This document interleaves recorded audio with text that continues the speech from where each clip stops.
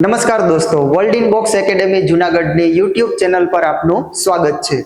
આપણે જે daily current affairs લેક્ચર્સમાં મળીએ છીએ એમાં આજે જોવાના છે લેક્ચર નંબર 4 અને કયા મહિનાનું કરંટ છે? મે 2026। કેવી રીતે કરંટ અફેર્સ જોવાના છે આપણે? 360 દ્વારા। તો આજના લેક્ચરની શરૂઆત કરીએ।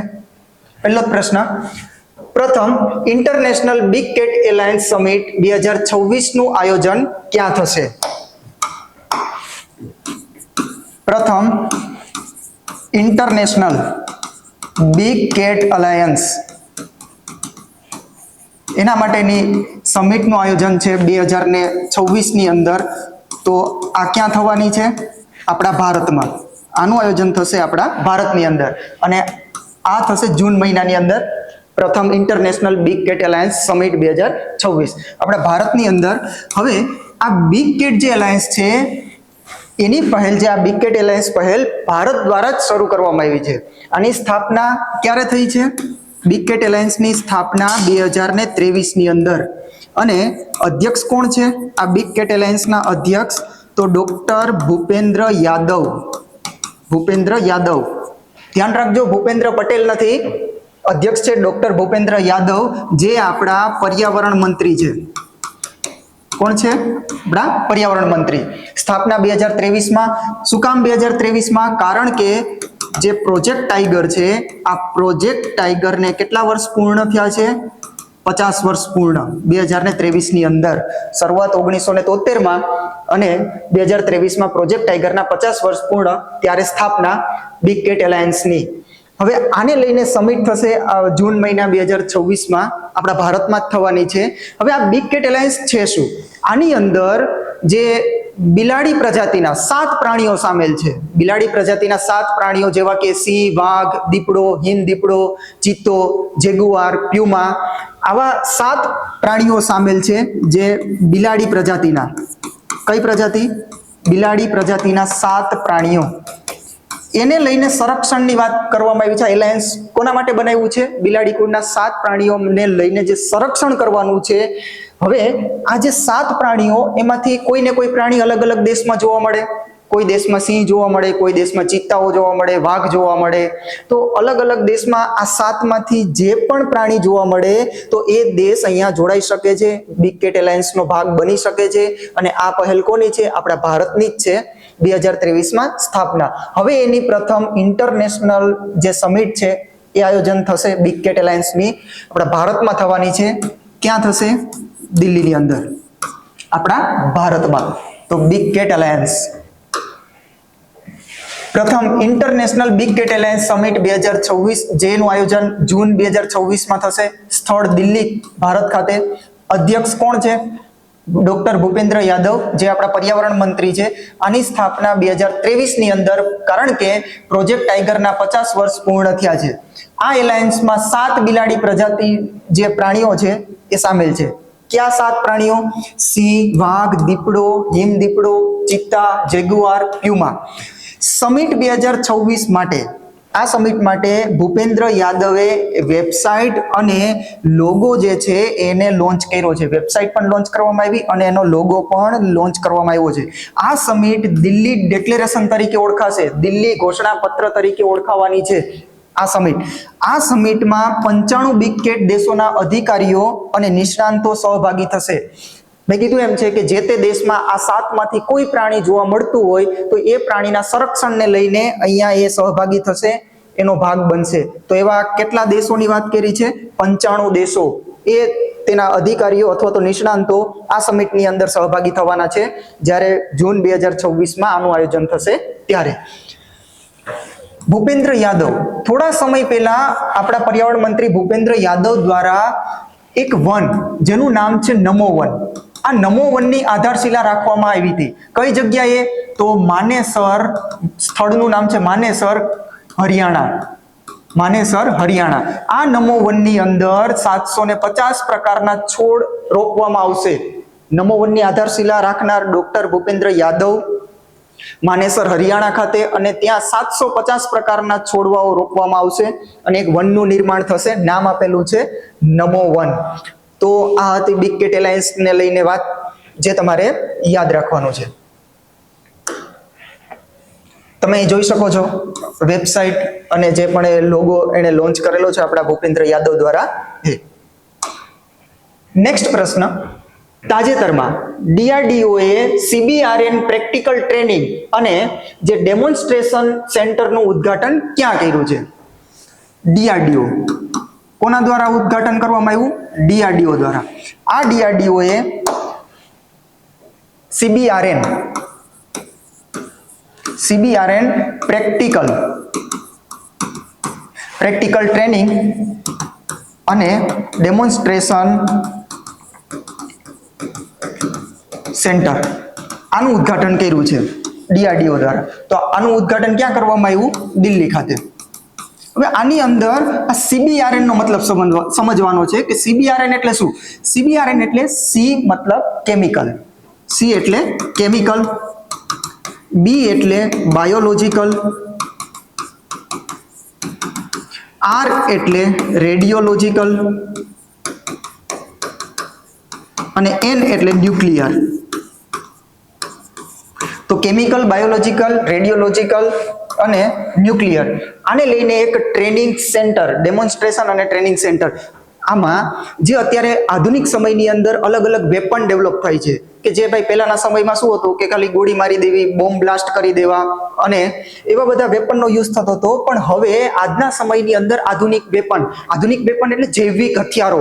કેવા હોય જૈવિક હથિયારો? કે ભાઈ કોઈ પણ દેશની ઘણી ખરી વસ્તીને જો તમારે નાબૂદ કરવી હોય તો કોઈ એવો વાયરસ છે, કોઈ એવું કેમિકલ છે, બાયોલોજિકલ જે વેપન છે એ છોડી દેવામાં આવે દેશ ઉપર, તો ત્યાં ઘણી ખરી જે વસ્તી છે એ નાબૂદ થઈ જાય.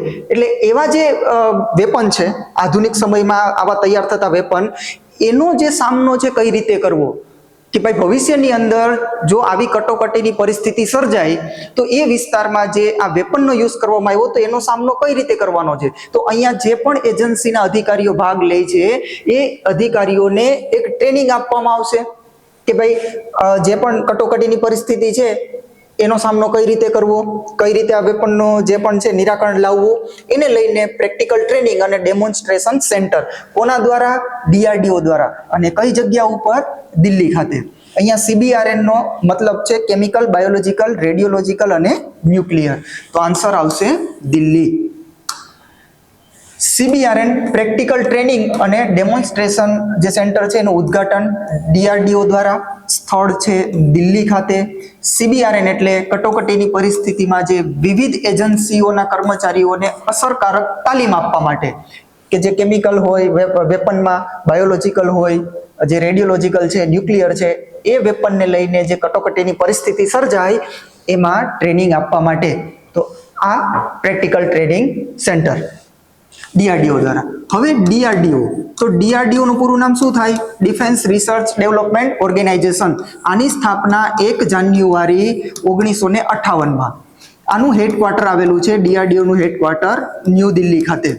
અને DRDO ના વર્તમાન અધ્યક્ષ છે સમીર કામત. વર્તમાન અધ્યક્ષ કોણ છે? સમીર વી કામત. DRDO નું ધ્યેય વાક્ય છે બલસ્ય મૂલમ વિજ્ઞાનમ.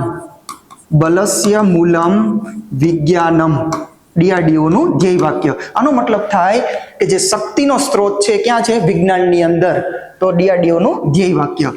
હવે એક ધ્યેય વાક્ય કે જે નભ સ્પર્શમ દીપ્તમ, આ કોનું છે?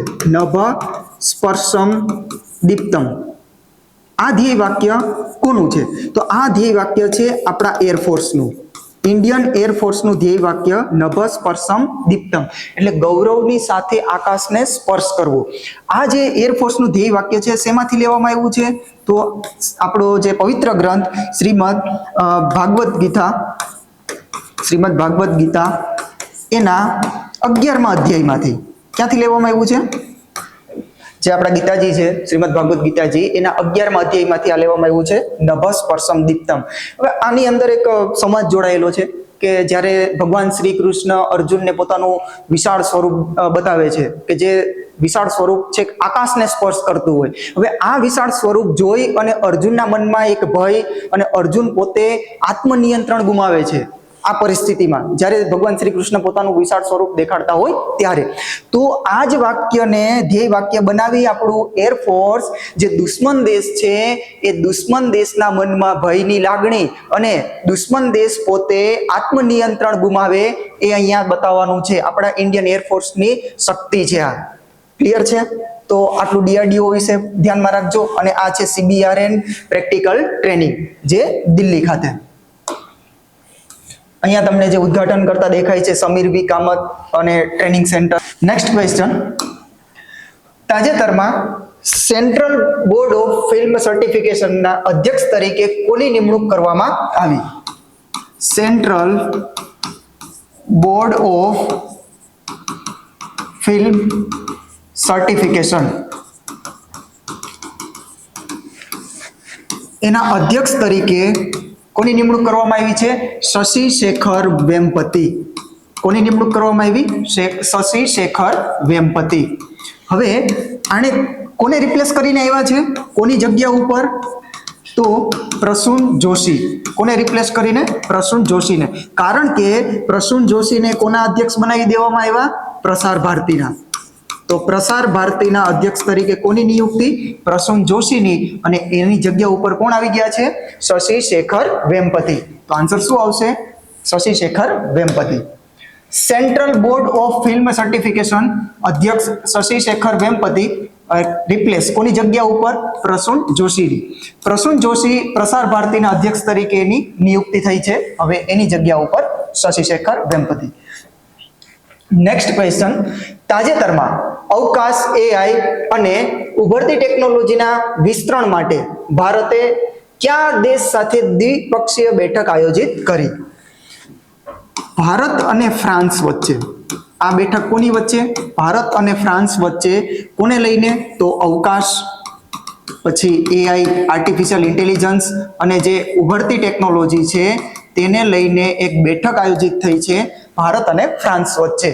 હવે આ જે બેઠક છે એની અંદર શું ચર્ચાઓ કરવામાં આવી છે કે ભાઈ જે અવકાશ ક્ષેત્ર છે તો અવકાશ ક્ષેત્રની અંદર ભારત અને ફ્રાન્સ સહયોગ કરશે. પ્લસ જે આપણું ગગનયાન મિશન છે, ભારતનું કયું મિશન? સહમાનવ મિશન, ગગનયાન મિશન. તો આ ગગનયાન મિશનમાં પણ કોણ સહભાગી થશે? ફ્રાન્સ. પ્લસ જે સમુદ્રની જે ટેકનોલોજી છે, જે તકનીક છે એના પણ સહકાર આપશે ફ્રાન્સ. એવી બધી અહીંયા વાતો કરવામાં આવી છે. પછી જે પેરિસની અંદર જે સમિટ થવાની છે એમાં પણ ભારતને આમંત્રણ આપ્યું છે ફ્રાન્સ તરફથી, જે પેરિસની અંદર સમિટ આયોજિત થશે. તો દ્વિપક્ષીય જે બેઠક થઈ તાજેતરમાં કોની વચ્ચે થઈ છે? ભારત અને ફ્રાન્સ વચ્ચે, અવકાશ, AI અને ઉભરતી ટેકનોલોજીને લઈને. ભારત અને ફ્રાન્સ વચ્ચે દ્વિપક્ષીય બેઠક યોજાઈ અવકાશ, AI અને ઉભરતી ટેકનોલોજીના વિસ્તાર માટે 2026 ને ખાસ ધ્યાનમાં રાખજો. 2026 ને Indo French year of innovation તરીકે જાહેર કરવામાં આવ્યું. આ બેઠકની અંદર 2026 ને Indo French year of innovation તરીકે જાહેર કર્યું છે. ભારતના ગગનયાન મિશનમાં ફ્રાન્સ સહકાર આપશે. અને જે ઇન્ટરનેશનલ સ્પેસ સમિટ થવાની છે આ વર્ષે ક્યાં થશે? પેરિસની અંદર. તો આ સમિટની અંદર ભારતને આમંત્રણ આપ્યું છે. સ્પેસ ફોર ઓશન એલાયન્સ દ્વારા જે સમુદ્ર સંબંધિત ડેટા શેરિંગ છે એમાં પણ વધુ સહયોગ માટે ફ્રાન્સ દ્વારા પ્રસ્તાવ આપવામાં આવ્યો છે, પ્રસ્તાવ મૂકવામાં આવ્યો. ભારત અને ફ્રાન્સ વચ્ચેના મિશન કે જે ઇતિહાસમાં પણ છે, જે ભારત અને ફ્રાન્સના સંયુક્ત મિશન છે એમાં એક છે મેગાટ્રોપિક્સ, સરળ ને તૃષ્ણા. તો ભારત અને ફ્રાન્સ વચ્ચેની આ બેઠક. હવે આ ગગનયાન મિશન, તો ગગનયાન મિશન આપણા ઈસરોનું કેવું મિશન છે? સહમાનવ મિશન. આ સહમાનવ મિશનની અંદર 4 અંતરિક્ષ યાત્રીઓને અંતરિક્ષમાં લઈ જવાના છે અને ત્યાંથી પાછા પૃથ્વી ઉપર લાવવાના છે. અને એમાં એક શુભાંશુ શુક્લા સામેલ છે, જે શુભાંશુ શુક્લા ISS પર જનાર પ્રથમ વ્યક્તિ. અને આ કયા મિશન હેઠળ ISS પર જનાર છે? નાસાનું એક મિશન હતું, એ નાસાના મિશનનું નામ છે એક્ઝિયોમ 4 મિશન. આ એક્ઝિયોમ 4 મિશન હેઠળ શુભાંશુ શુક્લા ISS પર ગયા હતા. ISS એટલે ઇન્ટરનેશનલ સ્પેસ સ્ટેશન. તો એ ભારતના પ્રથમ વ્યક્તિ બની ગયા. હવે અહીંયા એક છે મેગાટ્રોપિક્સ. આ મેગાટ્રોપિક્સ ભારત અને ફ્રાન્સનો એક સહિયારો ઉપગ્રહ છે, સેટેલાઇટ છે. આને 2011માં લોન્ચ કરવામાં આવ્યો હતો. PSLV C18 દ્વારા ક્યારે લોન્ચ કરવામાં આવ્યો હતો? 2011માં, અને 2021માં એને નિષ્ક્રિય કરી દીધો. 2011માં લોન્ચ કર્યો હતો, 2021ની અંદર નિષ્ક્રિય કરી દીધો, ડીઓર્બિટર કરી દીધો, કારણ કે એના જે ડેટા મેમરી હતા, આ ડેટા મેમરીની અંદર કંઈક પ્રોબ્લેમ આવી ગયો. તો 2011માં લોન્ચ અને 2021માં નિષ્ક્રિય. મેગાટ્રોપિક્સનું નામ આવે તો સહિયારો સેટેલાઇટ ઉપગ્રહ કોનો છે? ભારત, ફ્રાન્સ. અહીંયા સરળ, આ સરળ જે છે એ પણ ભારત અને ફ્રાન્સ વચ્ચે. હવે આ તૃષ્ણા, જો અહીંયા નામ આપેલું છે તૃષ્ણા, આ લોન્ચ નથી થયો, આ લોન્ચ થવાનો છે 2026ની અંદર. કોનો છે? Bharat plus France. આમાં પણ ફ્રાન્સ સામેલ છે. તો તૃષ્ણા ક્યારે લોન્ચ થશે? 2026ની અંદર, ભારત, ફ્રાન્સ. હવે આ પેરિસ ઇન્ટરનેશનલ સ્પેસ સમિટ ક્યાં યોજાવાની છે? પેરિસની અંદર. તો પેરિસની અંદર 2024માં શું થયું હતું? ઓલિમ્પિક, પેરિસ ઓલિમ્પિક 2024ની અંદર. અહીંયા ભારતને કેટલા મેડલ મળેલા છે? તો 0 + 1 + 5, કુલ મેડલ મળેલા 6. 0 ગોલ્ડ છે, 1 સિલ્વર છે અને 5 બ્રોન્ઝ છે. ગોલ્ડ કેટલા છે? 0. સિલ્વરમાં નીરજ ચોપડા જે જેવલિયન થ્રો, 1 સિલ્વર છે અને 5 બ્રોન્ઝ. કયા ઓલિમ્પિકની અંદર? 2024માં જ આયોજિત થયો હતો પેરિસ ઓલિમ્પિક, એમાં ભારતના 6 મેડલ. તો આ હતી દ્વિપક્ષીય બેઠકને લઈને વાત જે ભારત અને ફ્રાન્સ વચ્ચે થઈ છે. આ ધ્યાનમાં રાખજો, 2026ને Indo French year of innovation તરીકે જાહેર કરેલું છે. આ જે તમને દેખાય છે ભારત અને ફ્રાન્સ વચ્ચેની બેઠક. નેક્સ્ટ ક્વેશ્ચન, તાજેતરમાં જનની પ્લેટફોર્મ કોણે લોન્ચ કર્યું? શું નામ છે? જનની પ્લેટફોર્મ. આ પ્લેટફોર્મ લોન્ચ કરનાર કોણ? તો આ પ્લેટફોર્મ લોન્ચ કર્યું છે આરોગ્ય અને પરિવાર કલ્યાણ મંત્રાલય. કોના દ્વારા લોન્ચ? આરોગ્ય અને પરિવાર કલ્યાણ મંત્રાલય, આના દ્વારા લોન્ચ કરેલું છે. આની અંદર તો લોન્ચ કરનાર કોણ છે? આરોગ્ય અને પરિવાર કલ્યાણ મંત્રાલય. નામ છે જનની પોર્ટલ. શું આન્સર આવશે? આરોગ્ય અને પરિવાર કલ્યાણ મંત્રાલય. જનની પ્લેટફોર્મ લોન્ચ કરવામાં આવ્યું કોના દ્વારા? આરોગ્ય અને પરિવાર કલ્યાણ મંત્રાલય દ્વારા. ઉદ્દેશ્ય માતા અને બાળ આરોગ્ય સંભાળને મજબૂત કરવું. જે પ્રજનન વયની મહિલાઓ છે એને એના ડિજિટલ આરોગ્ય રેકોર્ડની દેખરેખ રાખવી. કઈ રીતે દેખરેખ રાખવાની છે? ડિજિટલ આરોગ્ય રેકોર્ડની દેખરેખ અને જાળવણી કરવાની છે. ઉચ્ચ જોખમી ગર્ભાવસ્થા, જે ઉચ્ચ જોખમી ગર્ભાવસ્થાની ચેતવણીઓ, રિયલ ટાઈમ ડેશબોર્ડ્સ અને સમયસર ટ્રેકિંગ, એવી સુવિધાઓ અહીંયા આ પ્લેટફોર્મની અંદર આપવામાં આવશે અને નામ છે જનની. કોના દ્વારા લોન્ચ? આરોગ્ય અને પરિવાર કલ્યાણ મંત્રાલય. હવે એક શબ્દ તમે સાંભળ્યો હશે, માતૃ મૃત્યુ દર. કયો શબ્દ છે?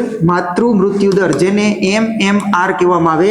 આ માતૃ મૃત્યુ દર હાલ ભારતમાં જે રેટ છે એ કેટલો છે? તો પેલા 97 હતો, તો 97માંથી ઘટીને કેટલો થઈ ગયો છે? 88. હવે આમાં હોય શું? આ માતૃ મૃત્યુ દર કહેવાય કોને? કે જે 1 લાખ જીવિત બાળકોના જન્મ વખતે જે માતાઓનું મૃત્યુ થાય છે તેને શું કહેવાય? માતૃ મૃત્યુ દર. 1 લાખ જીવિત બાળકોના જન્મ સમયે જે પણ માતાઓનું મૃત્યુ થાય તેને માતૃ મૃત્યુ દર. હાલ ભારતની અંદર આ રેટ કેટલો છે? 88. પેલા 97 હતો, 88. હવે આને પણ ઘટાડવાનો છે અને 70 સુધી લાવવાનો છે. સરકારનો ટાર્ગેટ છે કે 88 માંથી પણ ઘટાડી અને 70 સુધી લાવવાનો છે. કયા વર્ષ સુધીમાં? 2030 સુધીમાં. જો તમને પૂછવામાં આવે કે આ શૂન્ય માતૃ મૃત્યુ દર જે પ્રાપ્ત કરનાર કેન્દ્ર શાસિત પ્રદેશ ભારતની અંદર શૂન્ય માતૃ મૃત્યુ દર પ્રાપ્ત કરનાર યુટી, તો એ છે પુડુચેરી. શું નામ છે? કેન્દ્ર શાસિત પ્રદેશ જે શૂન્ય માતૃ મૃત્યુ દર પ્રાપ્ત કરનાર? પુડુચેરી.